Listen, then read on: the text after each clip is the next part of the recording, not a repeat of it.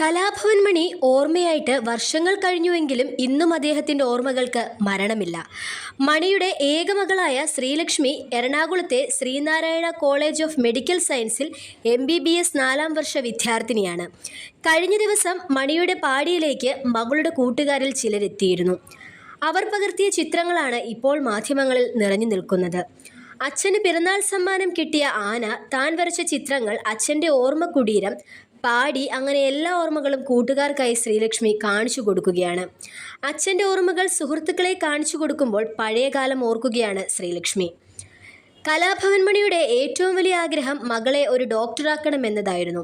അങ്ങനെയാണ് 2 വർഷത്തോളം കാത്തിരുന്ന് എൻട്രൻസ് പരിശീലനം നടത്തി ശ്രീലക്ഷ്മി MBBS പ്രവേശനം നേടിയത്. മണിയുടെ മരണശേഷം ചാലക്കുടിയിലെ മണിക്കൂടാരം വീട്ടിൽ നിമ്മിയും മകളും നിമ്മിയുടെ മാതാപിതാക്കളുമായിരുന്നു ഉണ്ടായിരുന്നത്. പഠിക്കാനുള്ള സൗകര്യം കണക്കിലെടുത്താണ് നിമ്മിയും മകളും എറണാകുളത്തെ ഒരു ഫ്ലാറ്റിലേക്ക് താമസം മാറിയത്. അവധിക്ക് മാത്രമാണ് അവർ ചാലക്കുടിയിലെ വീട്ടിലേക്ക് വരാറുള്ളൂ.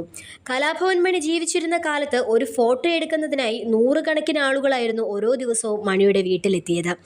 എന്നാൽ മണിയുടെ മരണശേഷവും സ്മൃതി മണ്ഡപത്തിലെത്തി അതിനരികെ അല്പനേരം ഇരുന്ന് അദ്ദേഹത്തിൻ്റെ കാലടികൾ പതിഞ്ഞ മണ്ണിലും അല്പം നേരം ഇരുന്നാണ് എല്ലാവരും മടങ്ങുക. അത്രയേറെ ആളുകളെ ആകർഷിച്ച മനുഷ്യനാണ് അദ്ദേഹം.